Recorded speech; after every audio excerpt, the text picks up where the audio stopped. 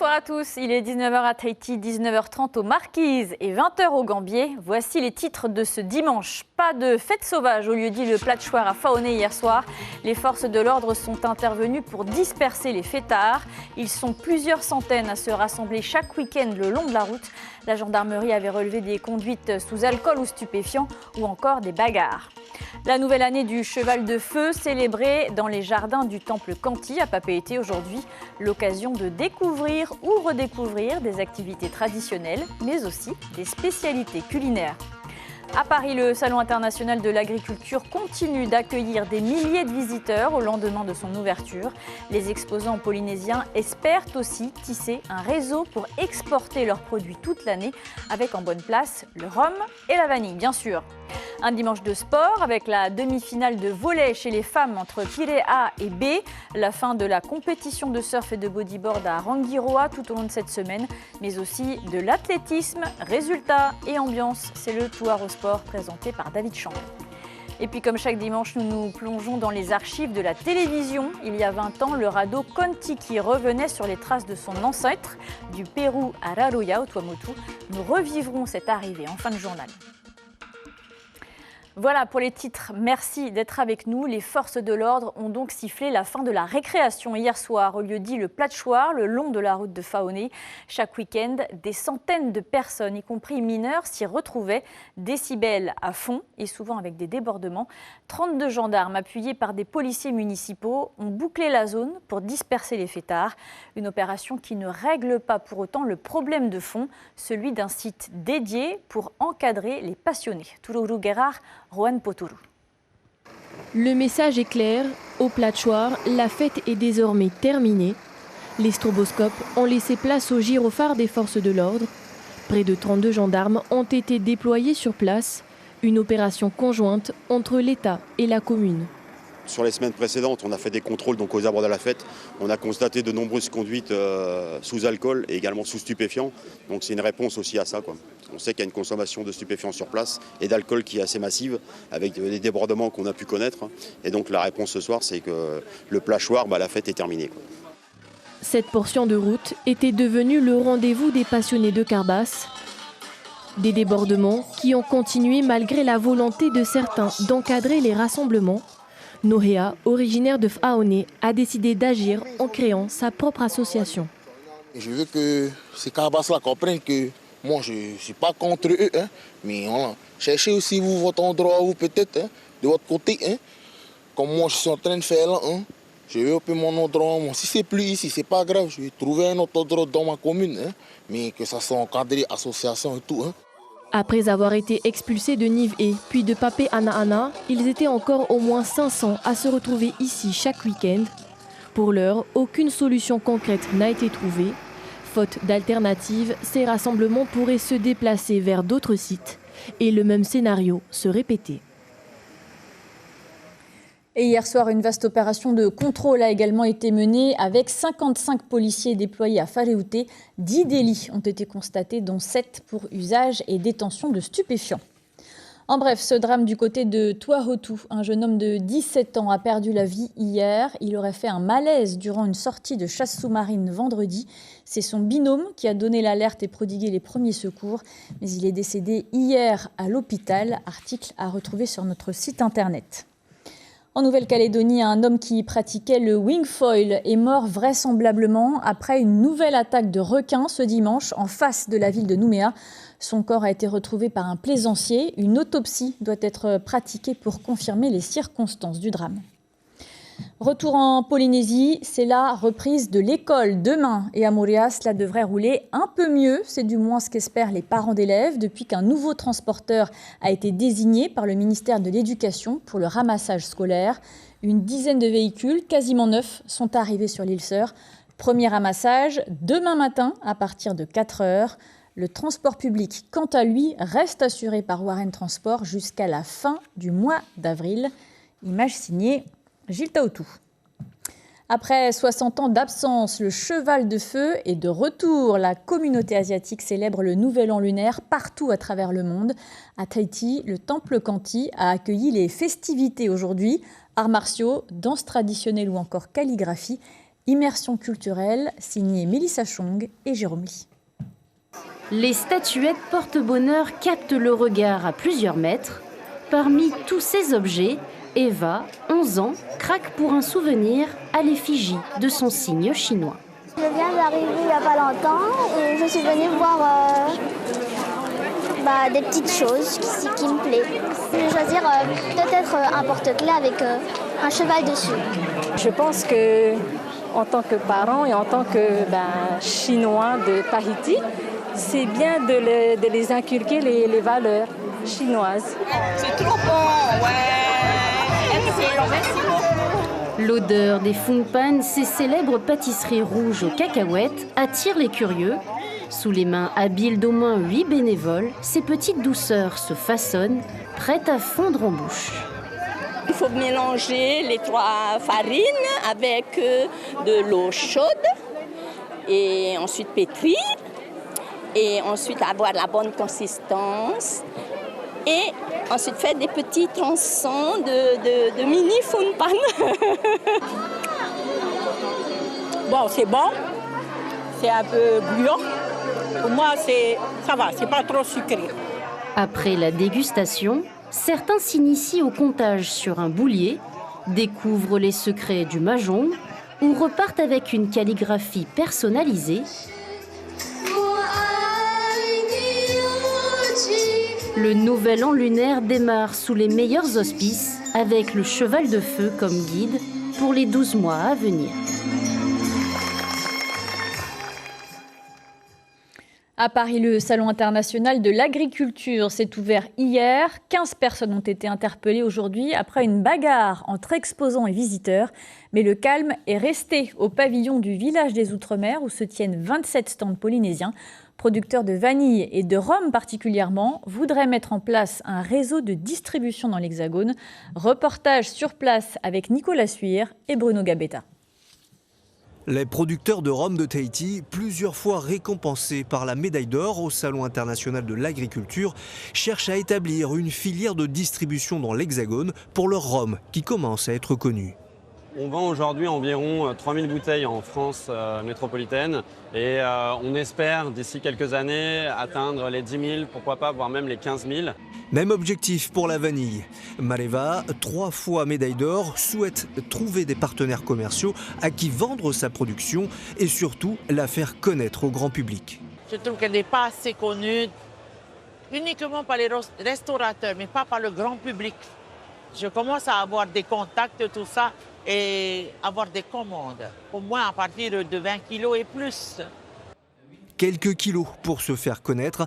Il faudra ensuite les vendre à des grossistes dont les besoins se chiffrent en tonnes pour la vanille et pour tous les produits. La vanille, en fait, la problématique, c'est l'approvisionnement. Il n'y a pas assez de quantité, finalement, pour approvisionner le marché de manière très régulière. Alors, mais la demande est très forte. Et le rhum, aujourd'hui, il y a toujours le concept de dire est-ce qu'on approvisionne le marché local ou le marché à l'export? Et qui dit marché à l'export dit qu'il faut augmenter notre capacité de production. 27 exposants de Polynésie française ont fait le déplacement contre 20 l'an passé. Parmi eux, bon nombre d'artisans dont l'objectif est de se faire connaître pour vendre leur production.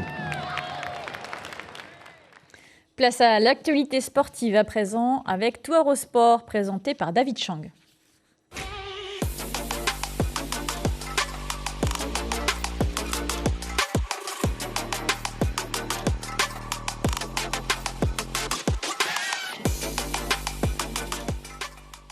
Bonsoir à tous, bienvenue dans cette nouvelle édition. Le Challenge des îles du vent a pris fin hier soir au stade Tiapa à Paea. C'est le rendez-vous des meilleures équipes de Tahiti et Moorea.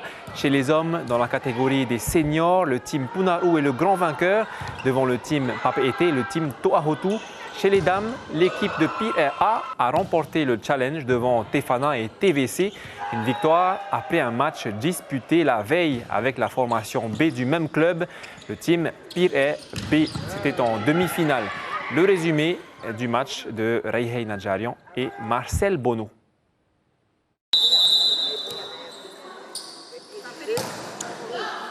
Des frappes précises pour espérer décrocher une place en finale. Les échanges fusent entre Pire A en bleu et Pire B. Au fil des minutes, les deux équipes se tiennent au score. Le premier set est remporté par Pire A, mais dans un élan d'orgueil, Pire B remporte le deuxième. Les deux équipes sont à égalité.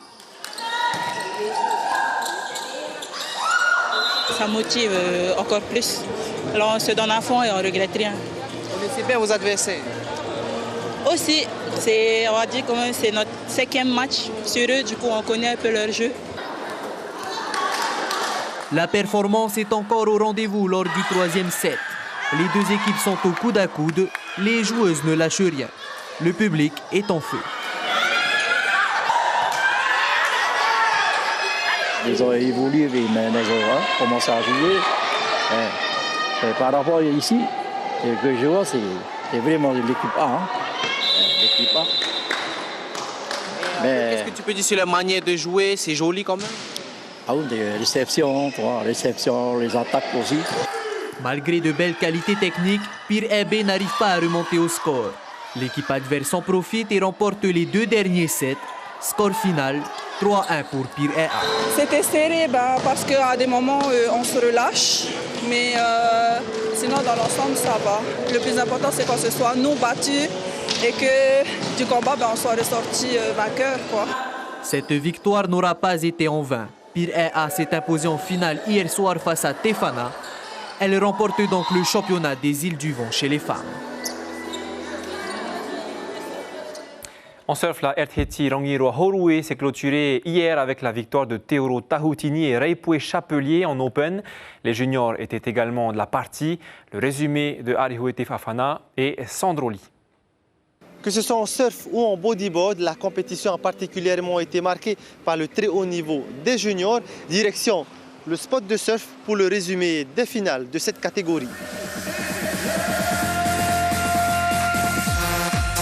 Dans un sport où le niveau est atteint de plus en plus tôt, l'appréhension du récif n'a plus sa place. Les juniors l'ont bien compris. Dans la finale des filles, nos Tahitiennes Miliani Simon et Reipue Chapelier mettent la pression aux Françaises.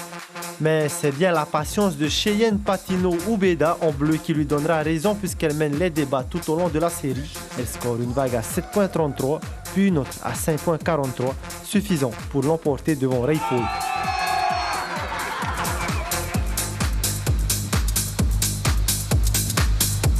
Chez les garçons, tous les espoirs reposent sur Liam Chamkwa, seul représentant polynésien dans cette finale. Face à lui, les meilleurs espoirs de France. Sous pression, il leur tient tête en menant la série.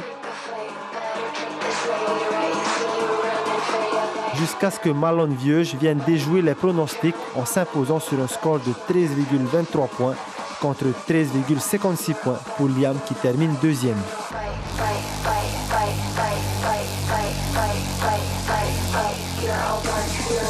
Enfin, en bodyboard, la jeunesse répond présente.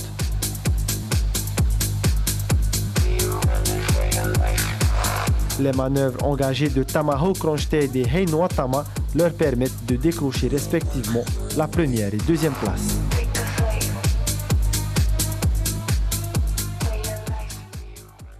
Et voici ce que vous avez raté du sport de cette fin de semaine. Il y a eu de la boxe, la troisième étape du championnat de tir à l'arc et aussi un beau résultat de Kalani Helm à l'étranger. Raiheina Jarian, Marcel Bono. En boxe, nos athlètes ont brillé lors des championnats de France minimes et cadets. 11 boxeurs licenciés à Tayarapu, Manoura et Punaouia étaient engagés. Les finales se sont déroulées le 15 février au parc d'Olin. La délégation a obtenu 2 titres de championne de France et 2 titres de champion minime et cadet. Heureusement qu'on est parti une semaine avant, on a pu s'acclimater. Et je remercie aussi les clubs qui nous ont accueillis pour se maintenir. Le club de Éric Dauphin et le club de Étienne. La troisième étape de la Coupe de Tahiti de tir à l'arc a réuni une vingtaine de participants. La grande finale est prévue le 22 mars. Une étape importante avant les championnats d'Océanie du 13 au 20 avril en Nouvelle-Zélande. C'est ça l'enjeu. L'enjeu, c'est de préparer les athlètes, les archers. C'est pour bien se préparer pour le jeu 2027. Et on a d'autres encore de compétition, mais ça va être à l'extérieur. En BMX, Kalani Helm décroche le titre de champion d'Océanie chez les moins de 10 ans pour la deuxième année consécutive. Il a brillé lors du BMX Championship en Nouvelle-Zélande, une performance qui confirme son statut d'étoile montante de la discipline.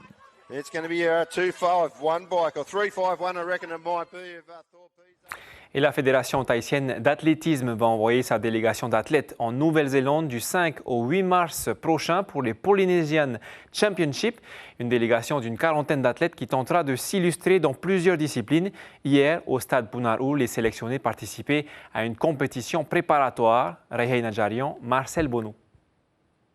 Ne leur parlez pas d'âge. La jeunesse est à l'honneur lors de cette compétition préparatoire. Sur le 300 mètres haies, Édouard Covillon, 16 ans seulement, s'impose en patron et décroche la première place. Là, on prépare une compétition pour la Nouvelle-Zélande, donc ça pousse les gens à se dépasser. Donc franchement, c'est cool. En plus, on fait des belles rencontres. On a plein d'amis dans notre club et tout. Il y a beaucoup de nouveaux. Franchement, c'est cool, ça crée des bons liens. Et tout le monde s'entraide pour s'améliorer, c'est méga.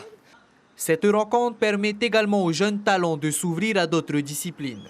C'est le cas de Faustine Dumortier, 17 ans. Depuis le début de l'année, elle s'est lancée dans le saut à la perche. Oui, l'objectif, ce serait de faire les Jeux du Pacifique. C'est vraiment l'objectif. Le but de tous mes entraînements, c'est de pouvoir y participer. Parmi les espoirs de cette génération dorée figure aussi Teana Vei Pérez, médaillée d'or en saut en hauteur lors des Jeux du Pacifique 2023. À seulement 17 ans, elle n'a pas fini de faire parler son talent. Il faut entraîner le système nerveux à être réactif et dynamique au sol. Il faut essayer d'avoir de bonnes d'appuis pour être solide et bien impulsé. Et niveau mental, comme il a dit, il faut rester focus et je pense que la visualisation, c'est pas mal. Nos athlètes s'envoleront vers la Nouvelle-Zélande du 5 au 8 mars prochain pour les Polynesian Championship. Une première confrontation face aux nations d'Océanie avant le grand rendez-vous des Jeux du Pacifique en 2027.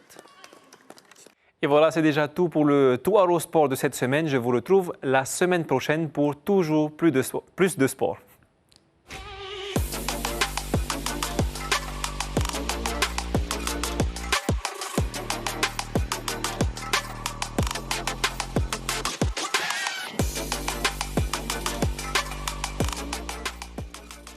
Du sport toujours avec le prochain spectacle de pole dance de l'école Aerial Pole Studio. La discipline mêle danse et acrobatie autour d'une barre et demande de la puissance et de la souplesse. Une quarantaine d'artistes se préparent à monter sur scène le 7 mars prochain pour une immersion dans les profondeurs marines. Chiquita Teiva et Patrick Tinsing ont suivi une répétition. C'est le récit d'un homme échoué qui, au fil de son voyage, découvre un univers sous-marin peuplé de créatures mystérieuses. Sur scène, 40 danseurs se succèdent pour incarner 21 tableaux vivants. On répète le spectacle comme si on était au spectacle. Moi et Shana, on va faire un duo et après on fait tout ensemble un Sirène et Pirate. On est tous motivés et on donne le meilleur de nous-mêmes pendant les répétitions. Mais après, c'est vrai que le vrai stress va venir quand les répétitions vont commencer au Grand Théâtre. Pour Lionel, il ne s'agit pas seulement d'une performance physique, mais d'interpréter la découverte d'un monde inconnu. Ça représente une année d'efforts, de pratique, de plaisir. Et donc là, ça va être la concrétisation de tout ce qu'on a fait pendant l'année. Pour moi, personnellement, la pression monte un petit peu. Donc, mais il vaut mieux qu'elle monte pendant les répétitions pour qu'on soit bien calé et qu'au moment du spectacle, elle redescende et on puisse prendre du plaisir à jouer devant tout le monde. Cette fresque aérienne mêlant plusieurs chorégraphies est un spectacle où la technique se met au service de l'émotion. On a choisi le thème de la mer, disons que c'est un thème déjà... Ça fait partie de notre culture déjà de 1, c'est notre identité locale. Donc on s'est beaucoup inspiré de la mer et puis on a créé de là plusieurs petits personnages. Et on a voulu en faire une histoire féerique, donc voilà l'idée, comment elle est née. Les élèves se sont beaucoup investis pour le spectacle, donc elles ont décidé par elles-mêmes de créer un solo ou même des duos, donc elles ont créé elles-mêmes leur chorégraphie. Donc je suis contente, franchement je suis fière. Seychelles s'annonce être un spectacle mêlant performance sportive et esthétique scénique, à découvrir dans l'écrin du Grand Théâtre de la Maison de la Culture. Comme chaque dimanche, place à présent au voyage dans les archives de l'actualité. En 2006, une réplique du radeau Kon-Tiki arrive à Raroya. Près de 60 ans plus tôt, l'anthropologue Thor Heyerdahl s'était échoué sur ce même atoll des Tuamotu. Son petit-fils avait refait le voyage. Eric Tang était à l'arrivée.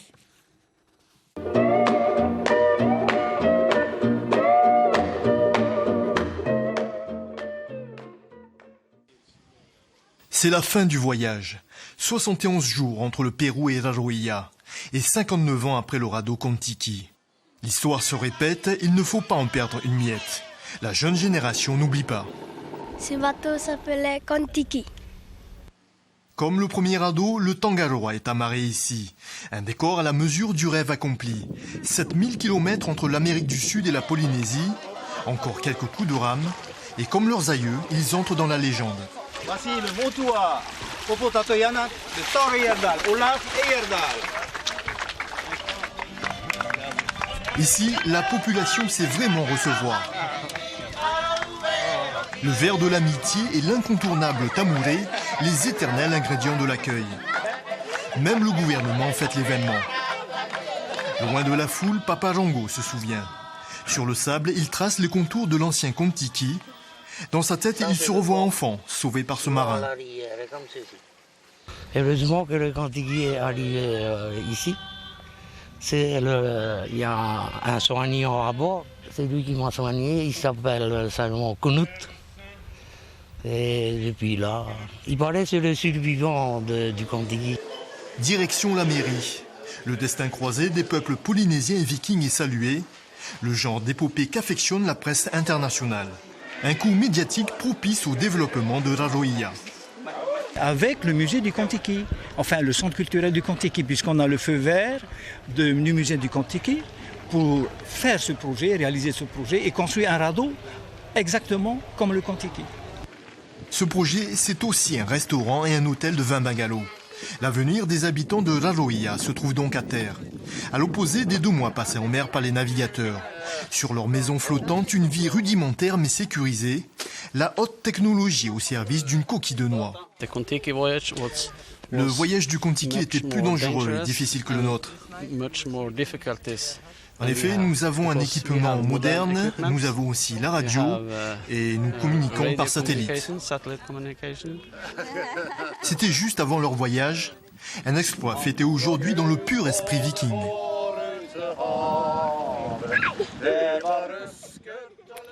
Avant de refermer cette édition, je vous en rappelle l'un des principaux titres.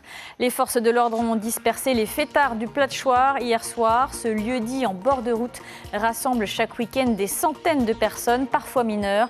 Plusieurs débordements avaient été relevés en marge d'une consommation massive d'alcool et de stupéfiants. Après Punaru, Motuta et Niue, c'est donc au tour du Platchoir de rejoindre la liste des sites interdits aux amateurs de décibels. Demain matin, à partir de 7h, les invités café en radio sont les candidats pour Punauia, VTA Areipu et Nuilho Lore, qui représentera le candidat Kahea Vi'i. Et le débat municipal de jeudi soir en télé sera par ailleurs consacré à Punauia également. À suivre, le film Joseph, puis un documentaire sur les 200 ans du Figaro. L'information locale continue dès demain matin en radio, 6h, avec Teupo Fatupoa Ave et Ibrahim Ahmedazi. Demain soir à cette même place, 18h30, Vito Tapo, 19h, Maruki Duri. On se quitte avec les plus belles images de sport de la semaine. Très belle soirée sur la première, à bientôt.